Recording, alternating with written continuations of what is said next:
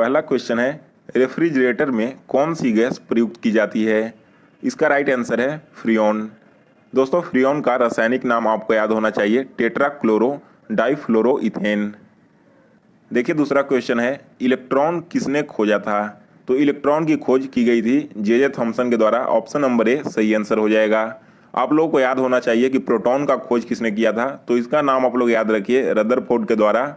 और न्यूट्रॉन की खोज की थी जेम्स चैडविक ने। तो इन तीनों का नाम आप लोग याद रखिए, एग्जाम के पॉइंट ऑफ व्यू से काफी ज्यादा इंपॉर्टेंट है।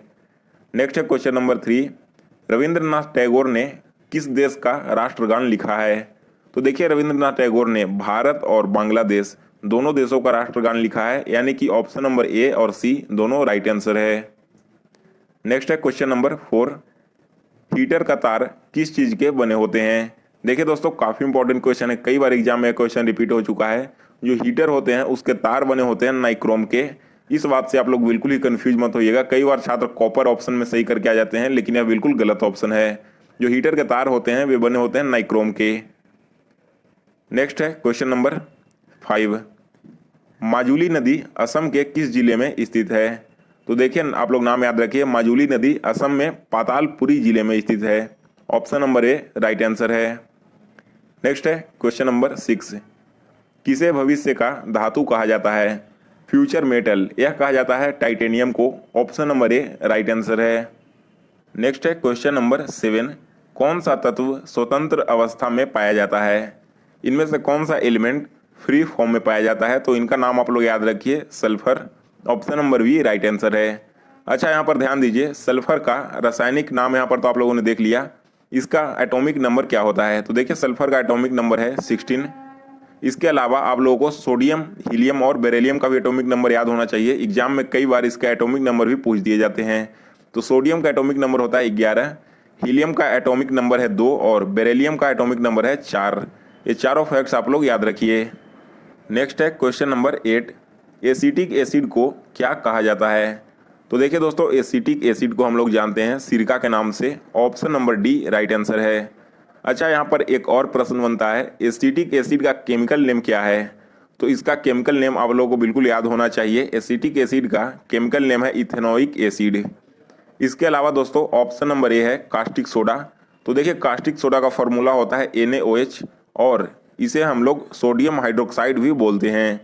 वही बेकिंग सोडा को हम लोग सोडियम बाइकार्बोनेट के नाम से जानते हैं। तो ये तीनों फैक्ट्स आप लोग याद रखिए, एग्जाम में हो सकता है आपका क्वेश्चन थोड़ा रिपीट करके पूछ दिया जाए कि कास्टिक सोडा का रासायनिक नाम क्या है या फिर इसका फॉर्मूला क्या है। सो आप लोगों को इन सारे फैक्ट्स बिल्कुल क्लियर होने चाहिए। नेक्स्ट है क्वेश्चन नंबर 9, अंग्रेजी किस राज्य की शासकीय भाषा है? सो देखिए दोस्तों, अंग्रेजी यह शासकीय भाषा है मेघालय की। Option number B right answer है। 85 ईस्वी में। Option number D right answer है। देखिए दोस्तों, काफी इंपॉर्टेंट क्वेश्चन है और अभी हाल ही में 65th BPSC में भी एक क्वेश्चन पूछा गया है। यहाँ पर ध्यान दीजिए, राष्ट्रीय कांग्रेस, भारतीय राष्ट्रीय कांग्रेस की स्थापना किसके द्वारा की गई थी? तो इनका नाम भी आप लोग याद रखिए, इनका नाम है एओ ह्यूम। और कई बार एग्जाम में पूछ दिया जाता है कि भारतीय राष्ट्रीय कांग्रेस की पहला अधिवेशन कब हुआ था? तो आप लोग याद रखिए, इसका पहला अधिवेशन बंबई में किया गया था और इसकी अध्यक्षता कर रहे थे व्योमेश चंद्र बनर्जी। नेक्स्ट है क्वेश्चन नंबर 11, आजीवक संप्रदाय के संस्थापक कौन थे? इसके संस्थापक थे Makhali Gosal. Option number D right answer है।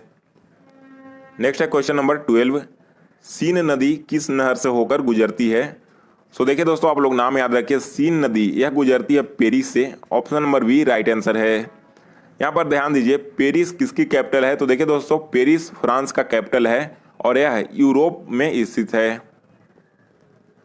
नेक्स्ट है क्वेश्चन नंबर 13, भारत में बिहार की जनसंख्या क्या है? तो देखिए दोस्तों, अगर भारत में बिहार की जनसंख्या की तुलना की जाए तो यह तीसरे नंबर पर आता है।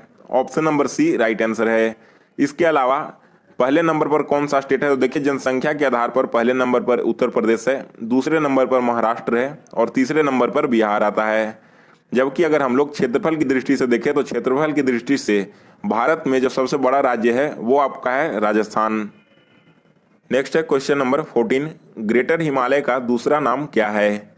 ग्रेटर हिमालय को हम लोग हिमाद्री के नाम से भी जानते हैं। Option number C right answer है। इसके अलावा शिवालिक का एक और नाम है, इसे हम लोग आउटर हिमालय के नाम से भी जानते हैं। कई बार आपके एग्जाम में पूछ दिया जाता है कि आउटर हिमालय कौन है, या आउटर हिमालय हम लोग किसे बोलते हैं, तो नाम आप लोग याद रखिए शिवालिक को, और हिमाद्री को ग्रेटर हिमालय के नाम से जानते हैं।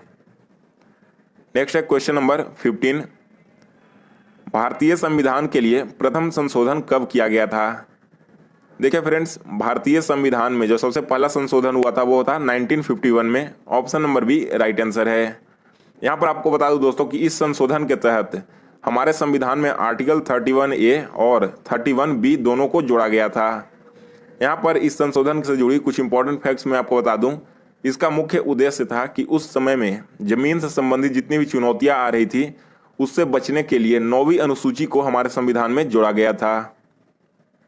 फ्रेंड्स, अगर आप लोगों को यह वीडियो अच्छा लग रहा हो तो एक बार इस वीडियो को पॉज करके लाइक करना ना भूलें, और हमें कमेंट करके बताएं कि मैं जीके का नेक्स्ट वीडियो किस टॉपिक पर बनाऊं। नेक्स्ट है देखिए क्वेश्चन नंबर 16, पंचायती राज कैसा विषय है? तो पंचायती राज यह एक राज्य सूची का विषय है। सी ऑप्शन राइट आंसर है। नेक्स्ट है क्वेश्चन नंबर 17, कौन सी वित्तीय संस्था विश्व बैंक समूह से संबंधित नहीं है? देखिए दोस्तों, यहाँ पर ऑप्शन नंबर ए IMF, यहाँ पर ऑप्शन में थोड़ी सी मिसप्रिंटिंग हो गई है, एफ की जगह पर जी आ गया है। यहाँ पर ऑप्शन नंबर ए में करेक्ट है IMF, इंटरनेशनल मॉनिटरी फंड। यह एक वित्तीय संस्था है जो विश्व बैंक से संबंधित नहीं है, यानी कि यह वर्ल्ड बैंक के समूह में नहीं आती है। यहाँ पर ध्यान दीजिए दोस्तों, IMF की बात हो रही है तो आप लोगों को याद होना चाहिए कि इसकी स्थापना सन 1945 में की गई थी, और वर्तमान में इसका हेडक्वार्टर वाशिंगटन DC में है। नेक्स्ट है ऑप्शन नंबर बी में IBRD, तो इसका फुल फॉर्म आपको याद होना चाहिए, international bank for reconstruction and development. वही सी ऑप्शन में ADB है, इसका फुल फॉर्म है Asian development bank. D option है IDA का फुल फॉर्म है इंटरनेशनल डेवलपमेंट एसोसिएशन। तो इन चारों का फुल फॉर्म आप लोग याद रखिए। नेक्स्ट है क्वेश्चन नंबर 18, जीवन बीमा निगम कैसा उदाहरण है? तो देखिए राइट आंसर है निवेश बैंक। जीवन बीमा निगम एक निवेश बैंक है और इसकी स्थापना सन 1956 ईस्वी में की गई थी। नेक्स्ट है क्वेश्चन नंबर 19, GST लागू करने वाला भारत का पहला राज्य कौन सा है?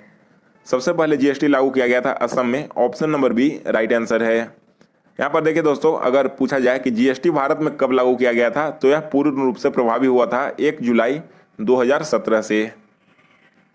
नेक्स्ट है क्वेश्चन नंबर 20, मानव खोपड़ी में कितनी हड्डियां होती है? तो देखिए मानव शरीर में जो खोपड़ी होती है उसमें टोटल 22 हड्डियां पाई जाती है। Option number D right answer है। नेक्स्ट है क्वेश्चन नंबर 21, 18 कैरेट सोने में शुद्ध स्वर्ण की प्रतिशतता कितनी होती है?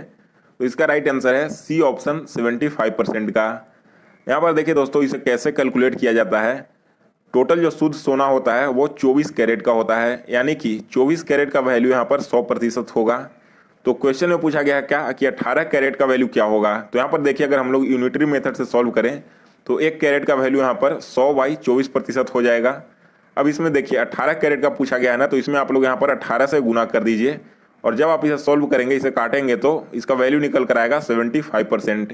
इस तरह से आप लोग जितने भी कैरेट का पूछा जाए उसका वैल्यू निकाल सकते हैं। नेक्स्ट है क्वेश्चन नंबर 22, किसमें साइट्रिक एसिड की मात्रा ज़्यादा होती है? तो साइट्रिक एसिड भरपूर मात्रा में पाया जाता है नींबू में, यानी कि यह खट्टे फलों में सबसे ज़्यादा मात्रा में पाया जाता है। नेक्स्ट है क्वेश्चन नंबर 23, शिक्षा का अधिकार अधिनियम कब लागू हुआ था? राइट टू एजुकेशन, यह लागू किया गया था 2009 में। Option number B right answer है। एग्जैक्ट डेट आप लोग याद रखिए, जो शिक्षा का अधिकार लागू किया गया था वो 4 अगस्त 2009 को लागू किया गया था, और इसका वर्णन हमारे संविधान में आर्टिकल 21A में किया गया है। यहाँ पर देखिए दोस्तों, आप लोग ध्यान दीजिए, 4 अगस्त 2009 को यह अधिनियम लागू किया गया था, और 13 अप्रैल 2010 से यह पूरे देश में प्रभावी रूप से लागू हो गया था। यहाँ पर बता दूं कि इस अधिनियम का मुख्य उद्देश्य था बच्चों को निःशुल्क और अनिवार्य शिक्षा प्रदान करना। नेक्स्ट है क्वेश्चन नंबर 24, प्रतिरोध का SI मात्रक क्या होता है? रेसिस्टेंट का SI यूनिट यह होता है ohm. Option number D right answer है। अच्छा, यहाँ पर देखिए ऑप्शन नंबर ए में क्या है, कैंडेला है ना, तो इसका भी आप लोगों को याद होना चाहिए कि यह किसका SI यूनिट है, ल्यूमिनस इंटेंसिटी का। ऑप्शन नंबर बी में है हेनरी, तो इसके बारे में आप लोग को मालूम होना चाहिए कि इंडक्टेंस का SI यूनिट है यह हेनरी। और सी ऑप्शन में है वोल्ट, जो कि पोटेंशियल डिफरेंस का ऐसा यूनिट है। नेक्स्ट है क्वेश्चन नंबर 25, NaOH का रासायनिक सूत्र कौन सा है? सो देखिए फ्रेंड्स, NaOH यह रासायनिक सूत्र है कास्टिक सोडा। इसे हम लोग सोडियम हाइड्रोक्साइड के नाम से भी जानते हैं। तो फ्रेंड्स, आज के वीडियो में बस इतना।